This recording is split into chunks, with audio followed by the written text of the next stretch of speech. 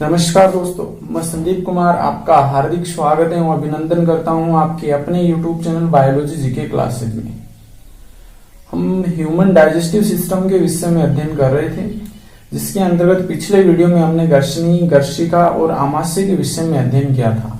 हमने आमाशय में देखा था कि आमाशय को हम 3 भागों में बांटते हैं।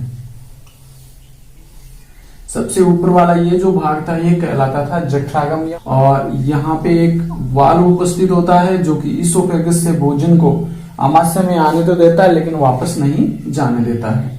इसके बाद में ये वाला भाग है, इसे हम फंडस भाग कहते हैं, जो सेकंड था। ये मुख्य भाग होता है आमाशय का, जो लगभग 80% भाग बनाता है, और पाचक रसों का श्रवण इसी भाग के द्वारा होता है। इसके बाद में जो तीसरा भाग होता है वो कहलाता है पाइलोरिक पार्ट।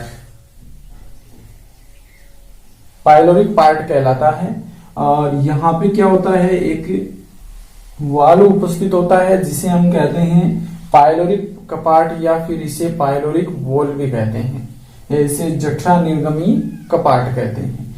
ये हमने आमाशय के विषय में देखा था। और इसके बाद में हमने देखा कि आमाशय के अंदर किस प्रकार से जो कोशिकाएं व्यवस्थित होती हैं और वो किस प्रकार से एंजाइमों का सिक्रेशन करती हैं।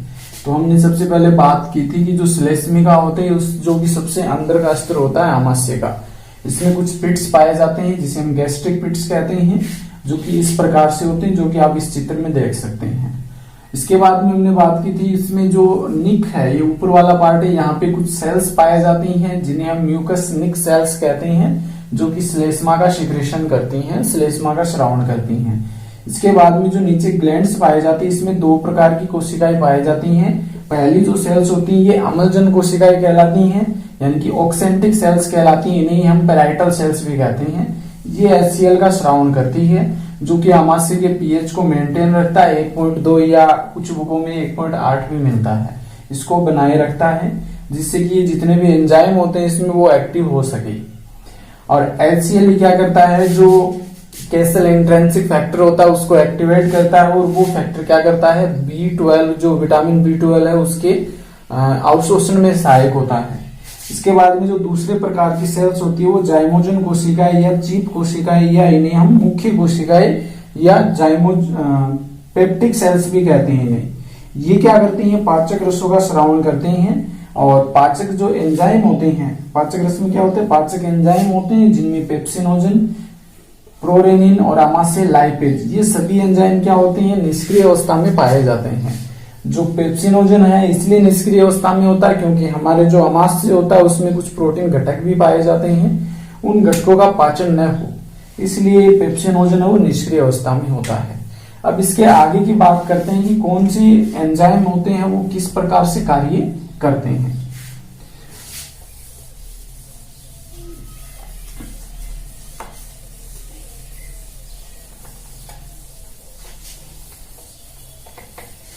आज का हमारा टॉपिक रहेगा डाइजेशन इन स्टोमक, यानी कि आमाशय में पाचन की क्रिया विधि को आज इस वीडियो के अंतर्गत देखेंगे। यह video 10th class, 12th class, REET और नीट जितने भी कंपटीशन एग्जाम हैं उन सभी के लिए बहुत ही महत्वपूर्ण है। तो आप मेरे वीडियो को शुरू से लेकर अंत तक ध्यानपूर्वक देखिए, और यदि अभी तक आपने मेरे चैनल को सब्सक्राइब नहीं किया है तो सब्सक्राइब जरूर कर लीजिए। तो आइए शुरू करते हैं। आज का हमारा टॉपिक है आमाशय में पाचन।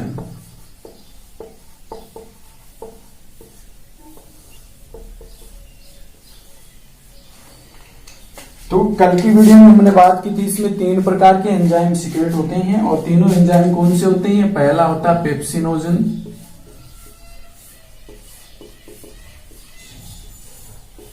दूसरा होता है लाइपेज यानी कि आमाशय लाइपेज, और तीसरा होता है प्रोरेनिन। ये जो पेप्सिनोजन एंजाइम होता है इसको सक्रिय करने के लिए HCl कार्य करता है, यानी कि यहां पे देखिए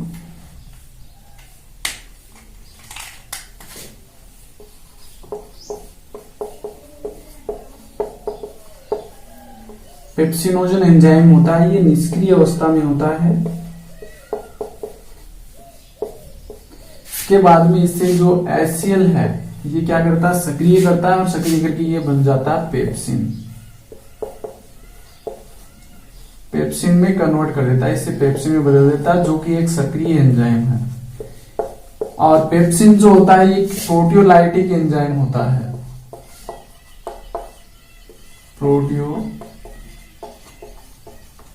प्रोटियोलाइटिक एंजाइम होता है, यानी कि ये प्रोटीन का पाचन करता है।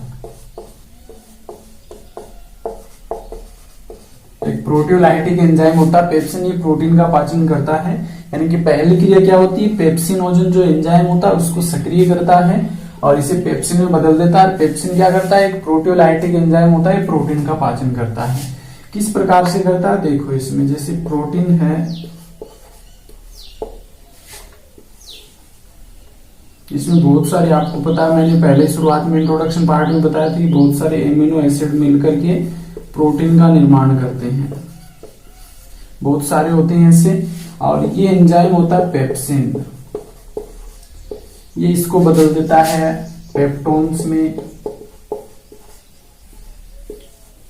और पेप्टाइड में। पेप्टाइड क्या होती है, लंबी श्रृंखलाएं होती हैं, प्रोटीन की होती हैं, मतलब छोटे जो श्रृंखला उनमें बदल देता है। ये बहुत ही छोटी श्रृंखलाएं होती हैं प्रोटीन की, इन्हें हम पेप्टोन्स कहते हैं। यानी कि जो पेप्सिन एंजाइम है वो प्रोटीन का पाचन करता है और प्रोटीन को पेप्टोन्स और पेप्टाइड में बदल देता है। इसके बाद में बात करें तो जो लाइपेज एंजाइम होता है उसकी बात कर लेते हैं। लाइपेज क्या करता है, लाइपेज वसा का पाचन करता है। जो हम वसा ग्रहण करते हैं उसका पाचन लाइपेज के द्वारा होता है। तो हमने जो वसा ग्रहण की है उसका पाचन है वो लाइपेज एंजाइम करता है। अब देखो वसा होती क्या है, तो वसा होती है ट्राइग्लिसराइड, यानी कि इसमें एक जो अणु होता है वो तो ग्लिसरॉल का होता है, ये ग्लिसरॉल होगा, इससे 3 फैटी एसिड जुड़े रहते हैं, यानी कि वसीय अम्ल, 3 वसीय अम्ल जुड़े होते हैं। इसे हम क्या कहते हैं, ट्राइग्लिसराइड कहते हैं, ट्राइग्लिसराइड। यानी कि वसा क्या होती है, ग्लिसरॉल का अणु होता है, 3 फैटी एसिड के अणु होते हैं, यानी कि ट्राइग्लिसराइड कहते हैं हम वसा के एक अणु को। इसके बाद में क्या होता है, लाइपेज एंजाइम है, इसके ऊपर कार्य करता है और ये क्या करता है, इनको तोड़ने का कार्य करता है। जो यहाँ पे बने हुए हैं फैटी एसिड हैं इनको तोड़ने का कार्य करता है और इसे बदल देता है, यानी कि डाइग्लिसराइड का निर्माण हो जाता है। और डाइग्लिसराइड किस प्रकार से होता है, जैसे ये ग्लिसरॉल है और इससे 2 फैटी एसिड तो जुड़े रहते हैं, यानी कि वसीय अम्ल एक वसीय अम्ल को अलग कर देता है।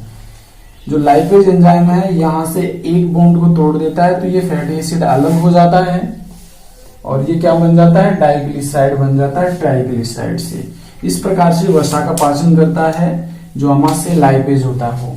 और आप ये याद रखिए बहुत ही कम समय के लिए एक्टिव होता है, जैसे ही भोजन है वो अमाशय में प्रवेश करता है तो कुछ सेकंड के लिए ये लाइपेज एक्टिव होता है, कुछ सेकंड में ये क्या करता है, वसा को यानी कि ट्राइग्लिसराइड को डाइग्लिसराइड में बदलता है। इसके बाद में जो नेक्स्ट हमारा एंजाइम आता है वो है प्रोरेनिन। तो इसको मैं एक बार मिटा देता हूं।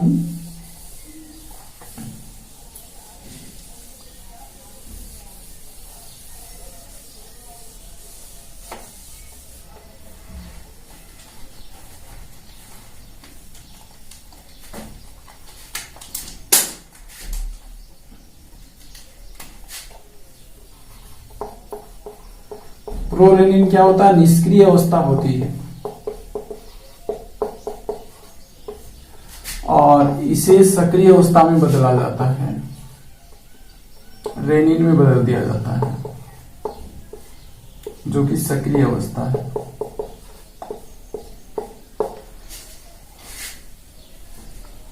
रेनिन क्या करता है, रेनिन दूध का पाचन करता है। और आप ये याद रखिए ये एडल्ट में नहीं पाया जाता, सिर्फ बच्चे जो इन्फेंट्स होते हैं सिर्फ बच्चों में प्रेजेंट होता है, बच्चों में पाया जाता है, बच्चों में पाया जाता है। अब देखो ये दूध में कौन कौन सी प्रोटीन होती हैं, तो दूध में एक ही प्रोटीन होती है जिसे हम क्या कहते हैं, केसिन कहते हैं, यानी कि दूध में केसिन प्रोटीन पाई जाती है। अगर ऐसा क्वेश्चन आ जाए शर्करा कौन सी होती है, तो इसमें लैक्टोज शर्करा होती है।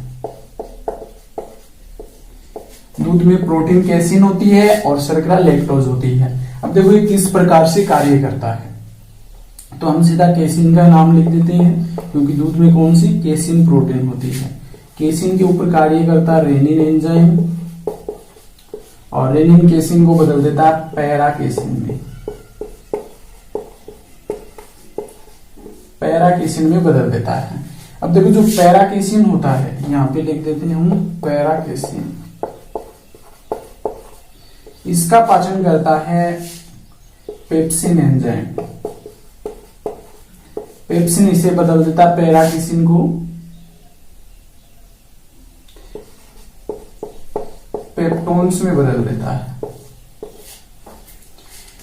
यानी कि जो प्रोरेनिन एंजाइम होता है ये निष्क्रिय अवस्था में पाया जाता है, इसे बदला जाता है सक्रिय अवस्था में, यानी कि रेनिन में बदल दिया जाता है। देखो हमारे शरीर में रेनिन दो प्रकार के होते हैं, एक तो रेनिन इसमें पाया जाता है, इसका तो पहचान यही होती है कि इसमें डबल एन आता है रेनिन, जबकि वो रेनिन होता है जो पाया जाता है किडनी के अंदर, वृक्क के अंदर पाया जाता है, वो दूसरा होता है। तो ये रेनिन जो होता है ये पाचन से संबंधित होता है, ये एक्टिव होने के बाद क्या करता है दूध का पाचन करता है, और सिर्फ जो छोटे बच्चे होते हैं इन्फेंट्स होते हैं उनमें पाया जाता है। दूध में दो प्रकार यानी कि एक प्रोटीन होती है केसिन, और जो शर्करा पूछी तो लैक्टोज होती है। रेनिन क्या करता है केसिन को क्या करता है पैरा केसिन में बदल देता है, और पैरा केसिन को पेप्सिन एंजाइम होता है, इसका पाचन कर इसे पेप्टोन्स में बदल दिया जाता है। इस प्रकार से स्टोमक में यानी कि आमाशय में पाचन की क्रिया होती है। कुछ फैक्ट्स हैं वो और मैं आपको यहीं पे बता देता हूं। जो HCl की कार्य की बात करें तो HCl बहुत ही महत्वपूर्ण कार्य करता है। पहला तो ये कि जीवाणुओं को नष्ट करता है, HCl जीवाणुओं को नष्ट करता है। इसके अलावा पीएच को मेंटेन रखता है, 1.2 बनाए रखता है, यानी पीएच बनाए रखता है HCl जो एसिड होता है वो। इसके अलावा ये जो कैसल इंट्रिंसिक फैक्टर है उसको एक्टिव करने का कार्य करता है। इसके अलावा एंजाइमों को एक्टिव करता है, एंजाइमों को सक्रिय करता है। अब देखो इसका नुकसान क्या है, नुकसान ये है कि ये अगर हमारे आमाशय के अंदर अधिक मात्रा में उपस्थित होगा तो आमाशय को भी नुकसान हो सकता है। इस कारण से जो आमाशय होता है इसमें यहाँ पे एक पतली पतली लेयर उपस्थित होती है, किसकी श्लेष्मा की,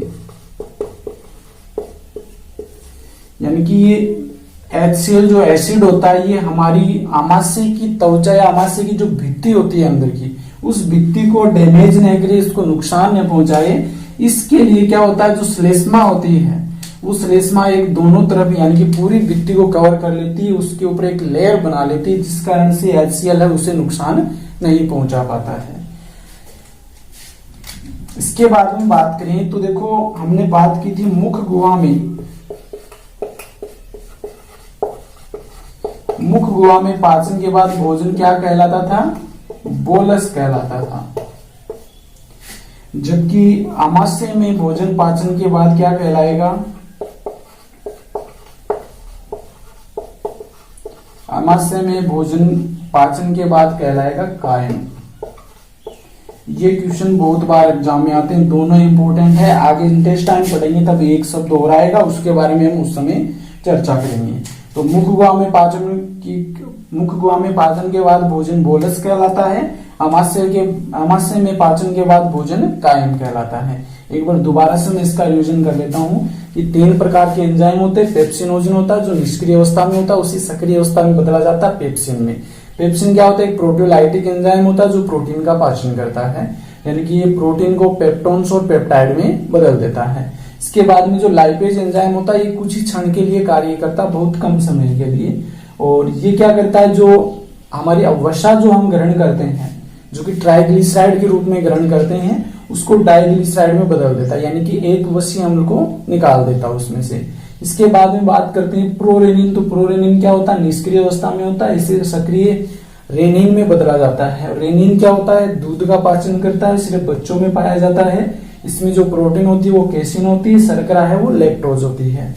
केसिन जो प्रोटीन होती है इसका पाचन किया जाता है रेनिन के द्वारा, जो इसे पैराकेसिन में बदल देता है, और पैराकेसिन को पेप्सिन एंजाइम के द्वारा पेप्टोन्स में बदल दिया जाता है।